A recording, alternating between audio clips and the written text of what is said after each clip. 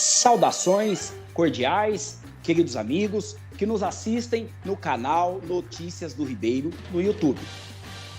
Hoje vamos receber a doutora e professora, advogada, vice-presidente da Comissão de Direito Militar da OAB Estadual São Paulo, doutora Flávia Artilheiro. A você que ainda não me conhece, meu nome é Ribeiro, eu sou advogado criminal na capital, São Paulo, Brasil. Doutora Flávia, a palavra é sua. Muito obrigada, doutor Ribeiro. Saudações cordiais também. É um prazer estar aqui neste canal e eu espero poder contribuir com os teus ouvintes e os teus espectadores com o meu modestíssimo conhecimento sobre o direito militar. Nós gravamos, bem recentemente, um vídeo sobre justiça militar e bombou, bastante advogados fez contatos conosco e também os forças de segurança, E aí, o que eu queria como pauta para o vídeo de hoje, qual é a estrutura da justiça militar, desde o administrativo, passando pelo judicial estadual e federal. Então, a todos que não se inscreveram em nosso canal, por favor, se inscreva. E agora, vamos conversar com a doutora professora Flávia Artilheiro. Qual é a estrutura da justiça militar? A justiça militar, ela tem uma estrutura bipartida pela Constituição. Nós temos a Justiça Militar da União, que julga os militares das Forças Armadas e civis, e temos a Justiça Militar do Estado. No caso, nós temos o Estado do Rio Grande do Sul, de São Paulo e também de Minas Gerais, com tribunais de justiça militar estaduais, e no restante do país, nós temos varas especializadas que julgam também os militares. No âmbito da Justiça Militar da União, nós temos uma competência restrita, que é criminal. A Justiça Militar da União julga os crimes militares. E no caso da Justiça Militar Estadual, além dos crimes militares, julga também os atos disciplinares, as transgressões disciplinares praticadas por membros das forças auxiliares, ou seja, policiais militares e bombeiros militares. Bom, então vamos tomar aqui como exemplo, quando um policial militar, ele pratica algum ato que seja passível de apuração. Algum ato que possa tanto repercutir administrativamente quanto criminalmente. Este ato, geralmente, ele é apurado através de um inquérito policial militar. Este inquérito policial militar, ele vai tramitar também, geralmente, na região em que o fato ocorreu e cuja competência territorial seja de um determinado batalhão, de uma determinada unidade da Polícia Militar. Este inquérito, ele tramita e, durante este período, as apurações elas são realizadas e, depois de finalizado este inquérito, ele é remetido para a Justiça Militar do Estado. Lá, um membro do órgão ministerial, um membro do Ministério Público vai receber este inquérito e, entendendo que há ali o suficiente para o oferecimento de uma denúncia, ou seja, que o policial militar deve ser processado, ele oferece então esta denúncia e o policial militar será citado, será chamado para este processo. Ele vai então constituir um advogado. Em não tendo condição, ele será representado pela Defensoria Pública e este processo, então, irá tramitar em desfavor deste policial militar perante a Justiça Militar do Estado de São Paulo. A mesma coisa ocorre no âmbito da União.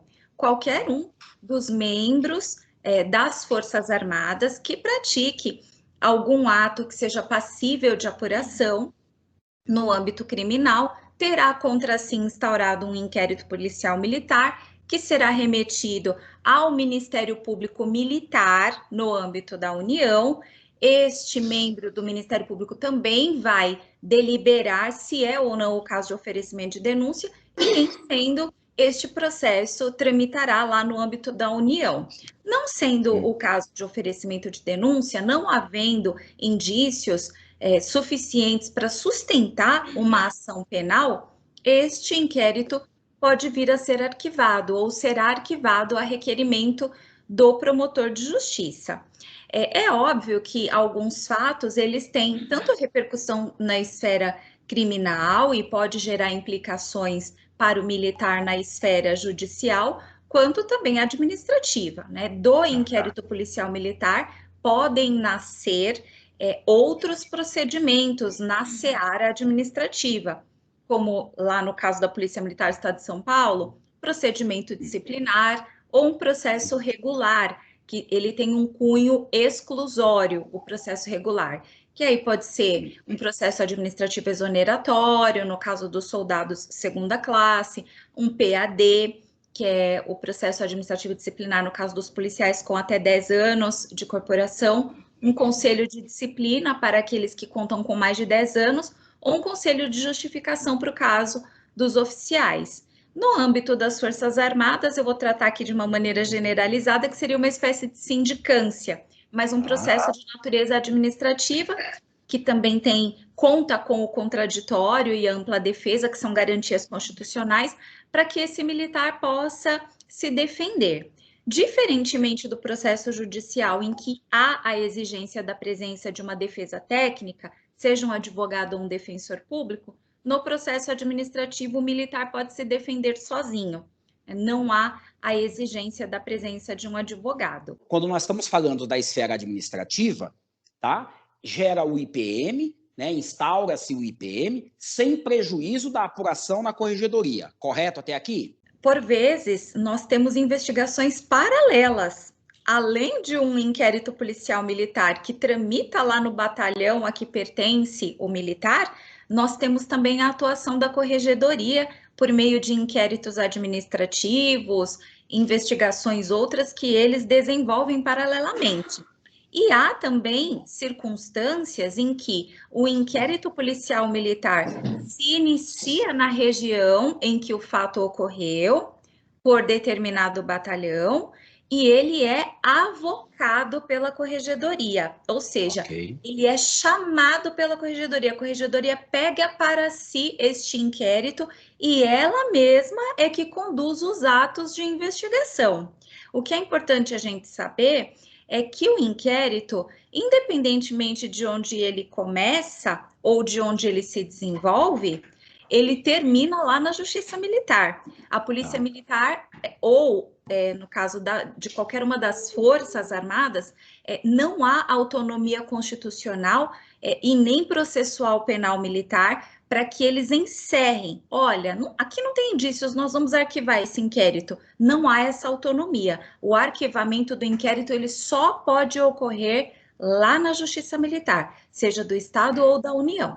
Tanto na fase administrativa, em que o Força de Segurança, né, ele teve instaurado o inquérito, como também na Justiça, seja no Tribunal de Justiça Militar, o estadual, ou na JMU, que é a Justiça Militar da União, em ambos os casos, sempre há o direito constitucional de defesa, de modo que ele pode e até deve constituir um advogado para que a ampla defesa seja assegurada. É isso mesmo. Olha só, na fase administrativa existe uma grande discussão sobre isso, se o militar tem direito a exercer o contraditório e ampla defesa através de uma defesa técnica.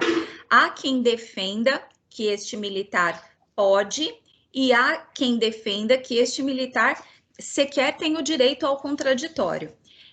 Particularmente, eu entendo que a Lei 8.906 de 94, que é o Estatuto da Advocacia, garante sim ao advogado acompanhar o seu cliente, seja ele militar ou não, para o ato do interrogatório, e que ele tem o direito sim de acompanhar estes atos da investigação através de advogado. É a nossa percepção constitucional e legal do direito do militar neste particular. Então, a nossa recomendação é, se o militar estiver sendo investigado, independentemente do que disserem a ele, que é muito comum que lá no quartel, um militar diga para o outro, olha, no inquérito não tem contraditório, você não precisa de advogado, mas é justamente no inquérito que se formam aquelas provas que serão utilizadas contra ele lá no processo.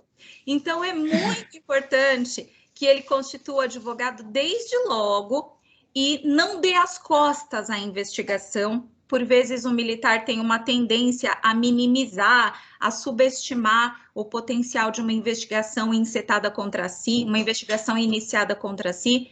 Cuidado, caldo de galinha, oração e advogado nunca é demais. Eu não esperava menos, né, da senhora como vice-presidente da Comissão de Direito Militar, em que dissesse, né, opinasse de forma que o todo militar tem direito a constituir um advogado.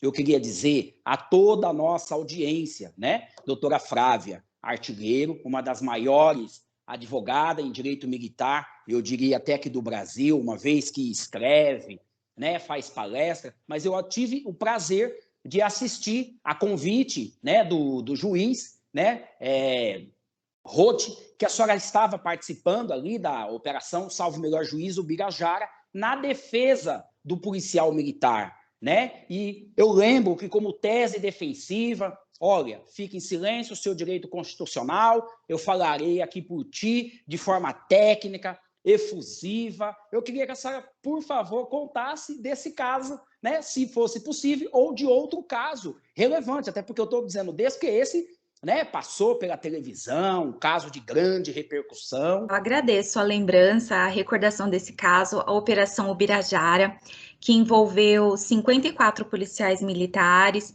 que atuavam no âmbito do 22º Batalhão e tiveram contra si algumas acusações bastante graves de participação em crimes de organização criminosa, associação para o tráfico, concussão.